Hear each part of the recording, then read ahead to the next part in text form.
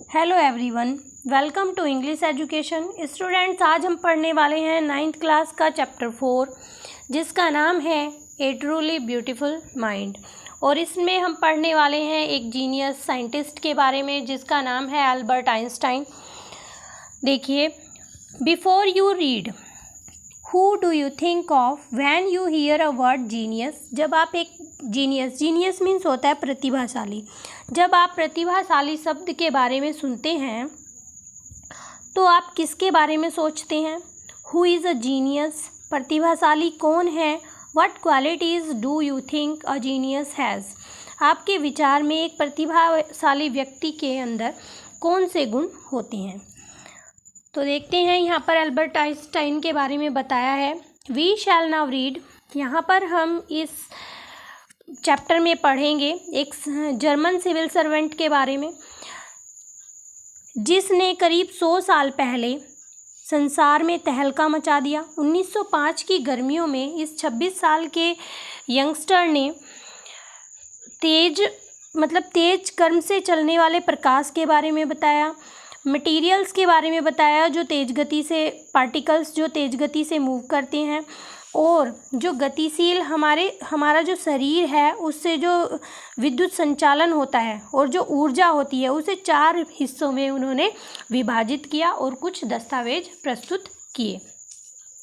उनके कार्य जो हैं वैज्ञानिक पत्रिकाओं में छपे। हालांकि वो कुछ पेज ही उनके काम के उसमें भरे गए, लेकिन हमेशा के लिए जो स्पेस है, टाइम है और जो पूरा संसार है उसके विषय में हमारी सोच बदल दी। यानी कि आइंस्टाइन के इन दस्तावेजों ने हमारी सोच को बदल कर रख दिया संसार के बारे में, और आइंस्टाइन नाम को प्रतिभाशाली शब्द के पर्यायवाची में बदल दिया।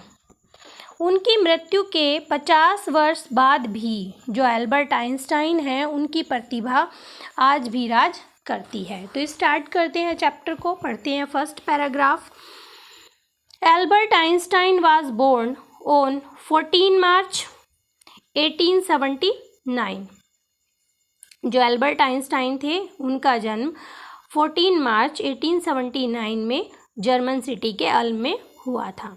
Without any indication that he was destined for greatness. मतलब इस चीज़ का कोई पहले से संकेत नहीं था कि वो एक महान व्यक्ति बनेंगे।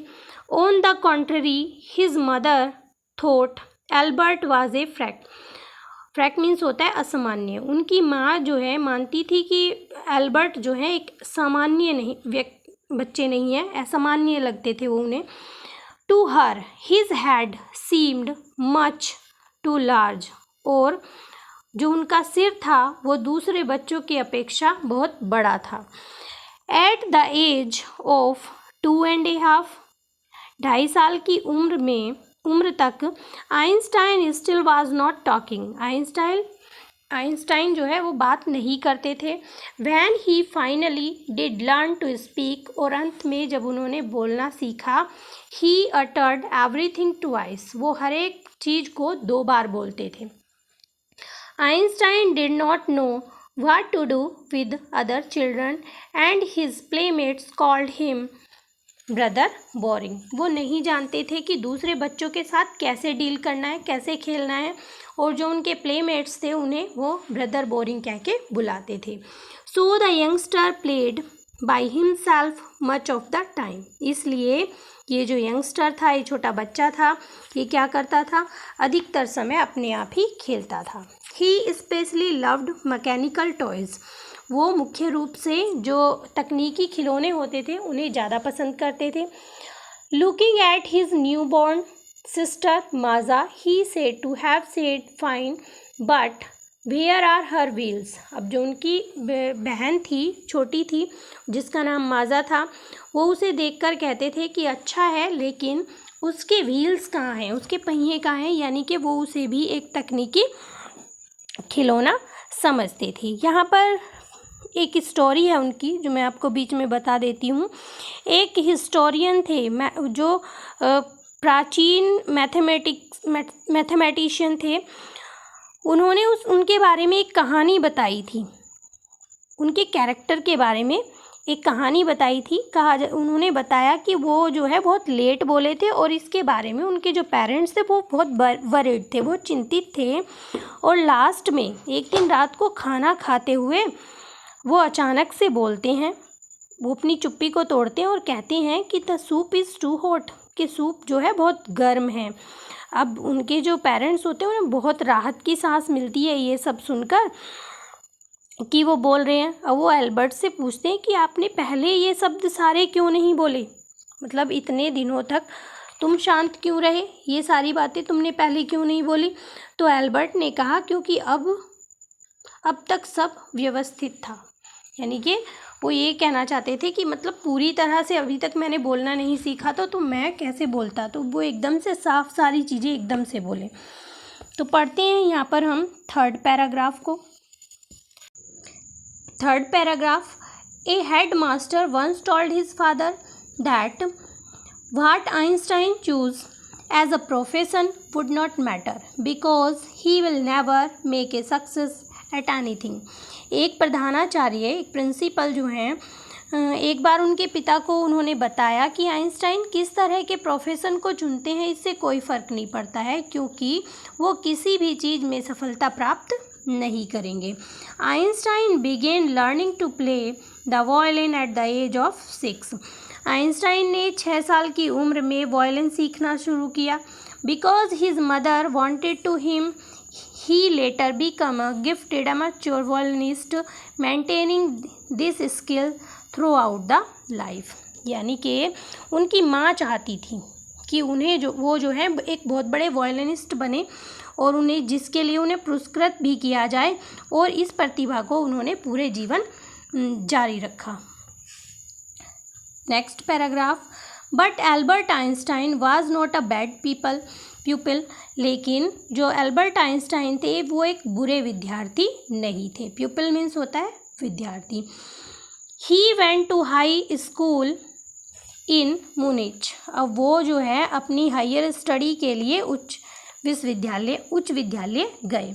Where Einstein's family had moved when he was 15 month old and scored good marks in almost every subject. ठीक है, जहाँ आइंस्टाइन का परिवार जब वो 15 महीने के थे, 15 महीने की उम्र के थे, लगभग हर एक सब्जेक्ट में उन्होंने अच्छे अंक प्राप्त किए। Einstein hated the school regimentation and often classed means होता है बहस करना with his teachers.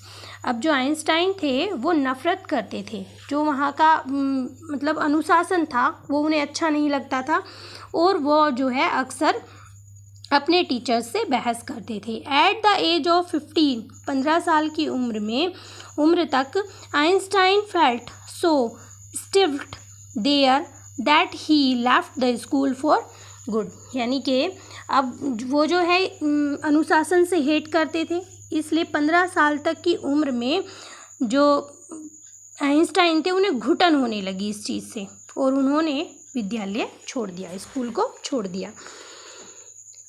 5th paragraph देखते हैं। द प्रीवियस ईयर्स, पिछले साल Albert's parents had move to Milan. जो एल्बर्ट थे उनके पेरेंट्स मिलान चले गए and left their son with relatives, और अपने बेटे को अपने रिश्तेदारों के पास छोड़ गए। After prolonged discussion, Einstein got his wish to continue his education in German-speaking Switzerland in a city which was more liberal than Munich। देखिए यहाँ पर एक लंबी चर्चा के बाद, आफ्टर प्रोलॉन्ग डिस्कशन का मतलब है एक लंबी चर्चा के बाद आइंस्टाइन ने जो उनकी विश थी उसे मनवा लिया और आगे की पढ़ाई के लिए वो जर्मन बोलने वाले एक शहर स्विट्ज़रलैंड में करेंगे। ये बात उन्होंने अपने पेरेंट्स से मनवा ली, जो मुनिच से ज़्यादा आज़ाद ख्यालों का था। Paragraph 6, Einstein was highly gifted in mathematics and interested in physics. जो आइंस्टाइन थे उन्हें मैथ में बहुत इंटेलिजेंट थे, बहुत होशियार थे और जो फिजिक्स थे उसमें भी उनकी बहुत ज़्यादा रुचि थी, यानी कि बहुत इंटरेस्टेड थे। And after finishing school he decided to study at a university in Zurich. अब उन्होंने निश्चय किया स्कूल को अपने कंप्लीट करने के बाद कि वो ज्यूरिच यूनिवर्सिटी में स्टडी अपनी करेंगे। But science was not only But science was not the only thing that appealed to the dashing young man. Dashing means होता है handsome, सुंदर. With the walrus mustache.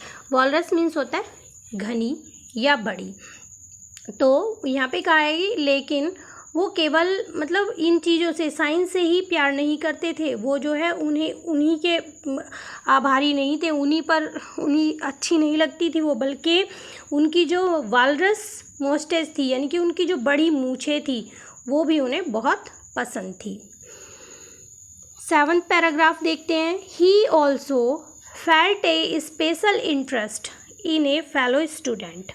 वो अपनी एक उनके साथ पढ़ने वाली एक उनकी मित्र थी, फेलो स्टूडेंट थी, वो उनमें काफ़ी इंटरेस्ट रखते थे, यानी कि उनसे बहुत प्रभावित थे, जिसका नाम क्या था, Mileva Maric, whom he found to be a clever creature, यानी कि वो उन्हें एक बुद्धिजीवी प्राणी लगी।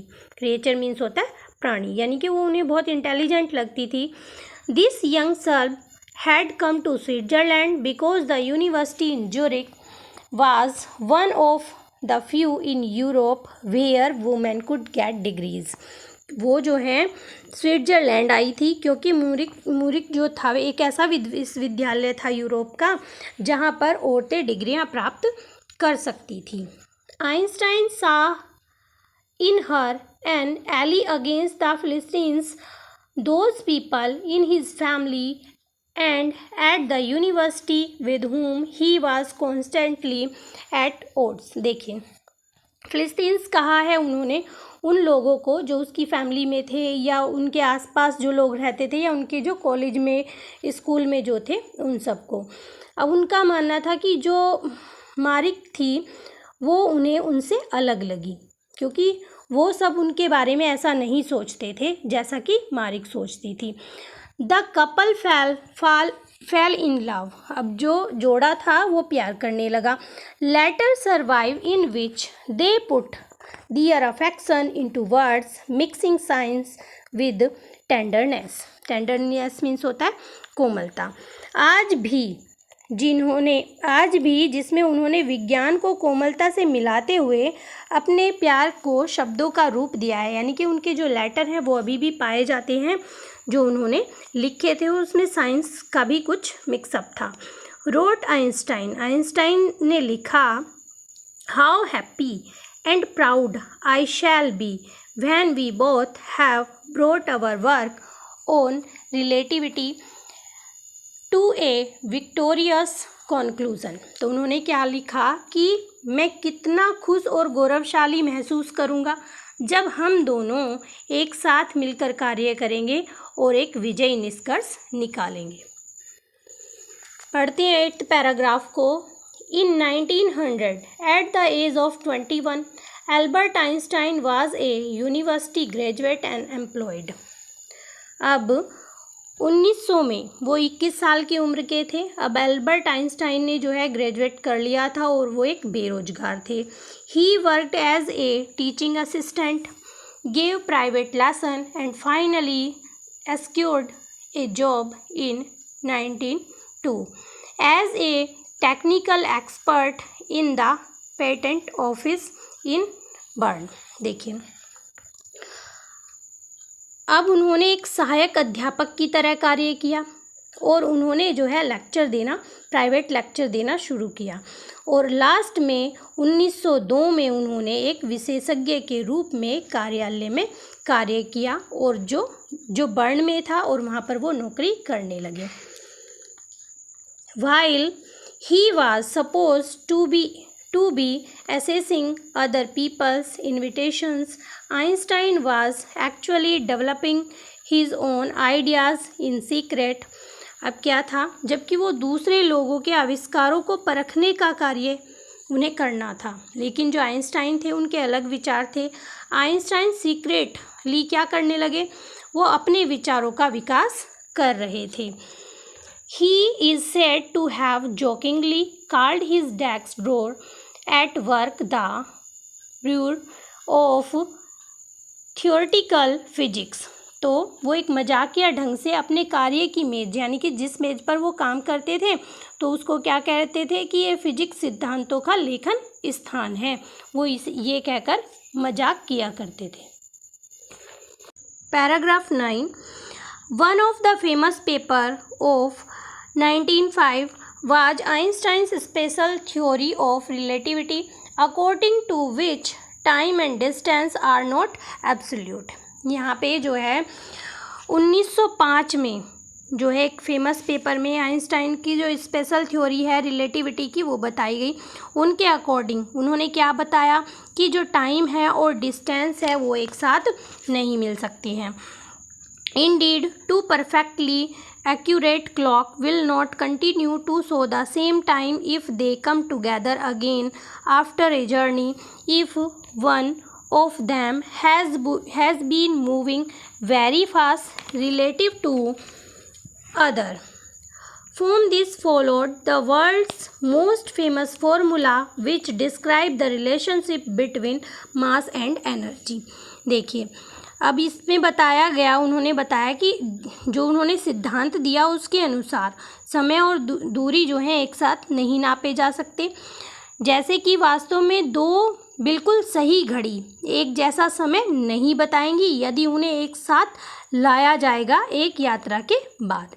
अगर एक दूसरे के मुकाबले बहुत तेज़ी से चल रही हैं तो यहाँ से विश्व का सबसे प्रसिद्ध सूत्र अनुसरण किया गया है जो भार और ऊर्जा के संबंध का वर्णन करता है। यहाँ पर ये फॉर्मूला दिया गया है, E इज इक्वल mc²। देखिए यहाँ पर जो E है वो एनर्जी को बताता है, जो m है वो मास को, और जो c है वो स्पीड को बताता है। नेक्स्ट पैराग्राफ देखते हैं। Paragraph number 10, While Einstein was solving the most difficult problem in physics, his private life was unrevealing। Albert had, ठीक है यहाँ तक देखते हैं। जब आइंस्टाइन जो फिजिक्स की सबसे मुश्किल प्रॉब्लम्स थी उनका हल निकाल रहे थे तो क्या हुआ, उनका जो निजी जीवन है वो असफल रहा। अनरिवीलिंग का मतलब होता है असफल होना। Albert had wanted to marry, Albert जो है मिलेवा से शादी करना चाहते थे। आफ्टर फिनिशिंग हिज स्टडी, अपनी पढ़ाई को पूरा करने के बाद। But his mother was against it, लेकिन उनकी जो माँ थी वो इसके खिलाफ थी। She thought Mileva who was 3 years older than her son, वो क्या उनकी क्या सोच थी कि वो जो लड़की है मिलेवा वो उनके बेटे से 3 साल बड़ी है। was too old for him, वो उसके लिए काफ़ी बड़ी थी। she was also bothered by मिलेवा's intelligence, उन्हें जो है मिलेवा की बुद्धि, मतलब वो बुद्धिमान थी, उससे भी वो चिंतित थी कि वो ज़्यादा बुद्धिमान है। she is a book like you, एक minute, she is a book like you, his mother said। Einstein put the wedding off, अब उन्होंने क्या कहा कि ये जो लड़की है ये तुम्हारे लिए किताब के समान है, उनकी माँ ने कहा, और आइंस्टाइन ने इस विवाह को टाल दिया। 11th पैराग्राफ देखते हैं। The pair finally married in January 1903, अब जो ये पेयर था, जोड़ा था, इन्होंने 1903 में अंत में शादी कर ही ली। एंड हैड 2 sons, और उनके 2 बेटे हुए। But a few years later, लेकिन कुछ सालों बाद, द मैरिड फ्लैटर्ड, जो शादी थी वो टूट गई। Mileva mean while was losing her intellectual ambition and becoming an unhappy house wife. क्या हो रहा था, जो मिलेवा थी वो अपनी जो उसकी इंटेलिजेंसी थी, उसकी महत्वाकांक्षा को खोने लगी और क्या बन गई, एक घरेलू महिला बन गई जो नाखुश थी। After years of constant fighting, मतलब घरेलू झगड़े जो हैं इसी तरह चलते रहे, the couple finally divorced in 1919, और 1919 में उन्होंने अंत में तलाक लिया। Einstein married his cousin Elsa the same year, और इसी साल आइंस्टाइन ने अपनी चचेरी बहन से विवाह कर लिया। Einstein's new personal chapter coincides with his rise to world fame। अब जो आइंस्टाइन थे उनका नाम जो है प्रसिद्धि पर जाने लगा, यानी कि वो उनके जो चैप्टर मतलब उनकी लाइफ का जो पर्सनल चैप्टर था वो एक वर्ल्ड फेम पर पहुंच गया, यानी कि संसार में उनकी प्रसिद्धि फैलने लगी। इन 1915 he had published his general theory of relativity.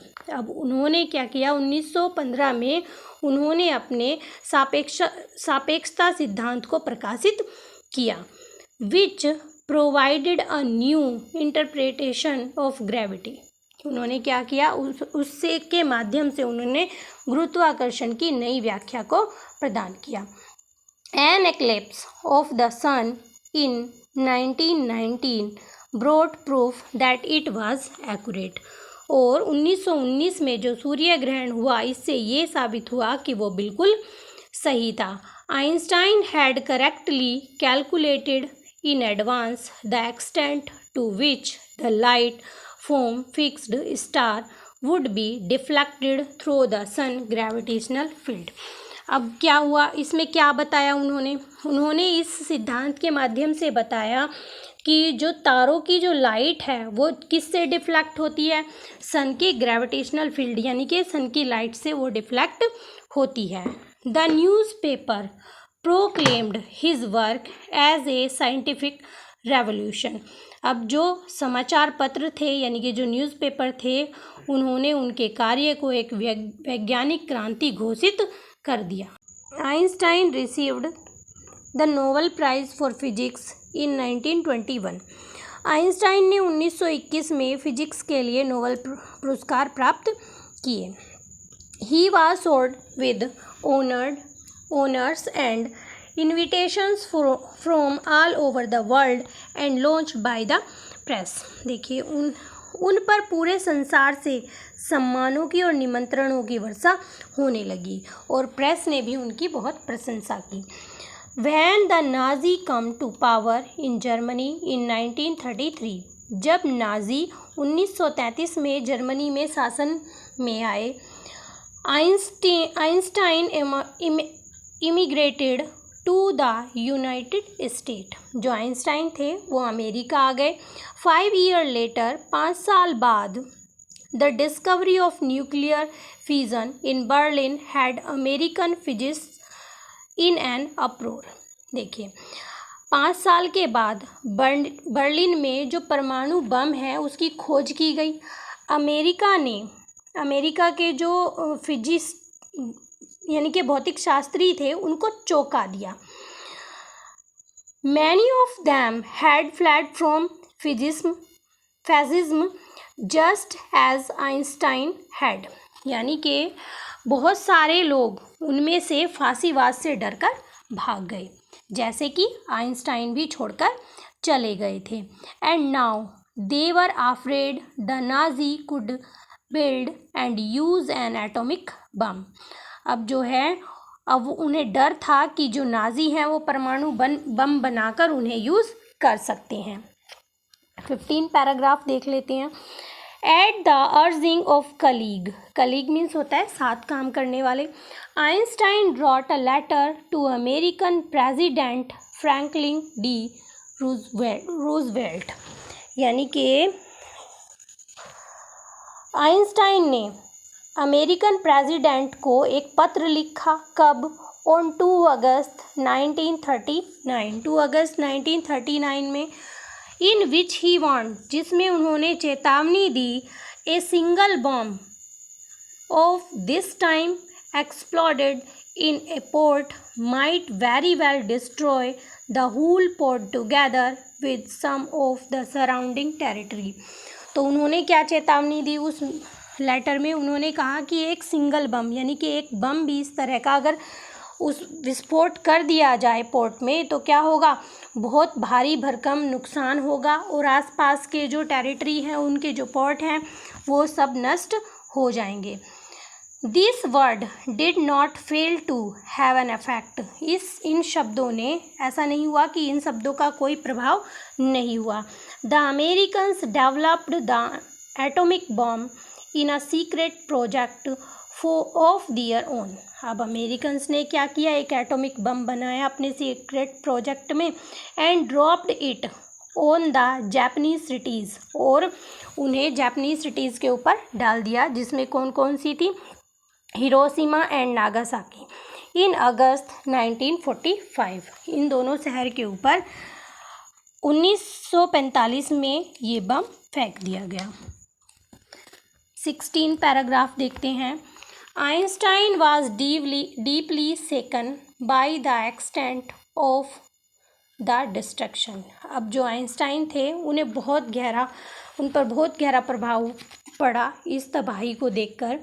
This time he wrote a public missive to the United Nation. उन्होंने क्या किया, इस बारे में उन्होंने संयुक्त राष्ट्र को एक सार्वजनिक पत्र लिखा। In it he proposed the formation of a world government. उसमें उन्होंने क्या लिखा, एक सरकार बनाने का प्रस्ताव उसमें रखा उन्होंने। Like the letter to Roosevelt this one made no impact. यानी कि रूजवेल्ट के पत्र से अलग इस पत्र का कोई असर नहीं दिखा। But over the next decade Einstein got ever more involved in politics, agitating for an end to the arms build-up and using his popularity to campaign for peace and democracy। देखिए यहाँ पर ये बताया गया है कि जो आइंस्टाइन थे, मतलब जो उन्होंने सरकार का प्रस्ताव रखा वो तो माना नहीं गया, लेकिन अगले दशकों तक जो आइंस्टाइन थे वो राजनीति में इन्वॉल्व रहे, उसमें शामिल होते रहे और क्या करते रहे, वो ये जो आर्म बनाए जाते थे, शस्त्र बनाए जाते थे, वो उसमें बाधा डालते रहे, कोई कंपेनिंग करते रहे, मतलब एक इस तरह से सक्रिय रहे कि देश में शांति बनी रहे और वो उसमें उस काम में लगे रहे। When Einstein died in 1955 at the age of 76, जब आइंस्टाइन 1955 में 76 वर्ष के थे तब उनकी मृत्यु हुई। He was celebrated as visionary and world citizen as much as a scientific genius।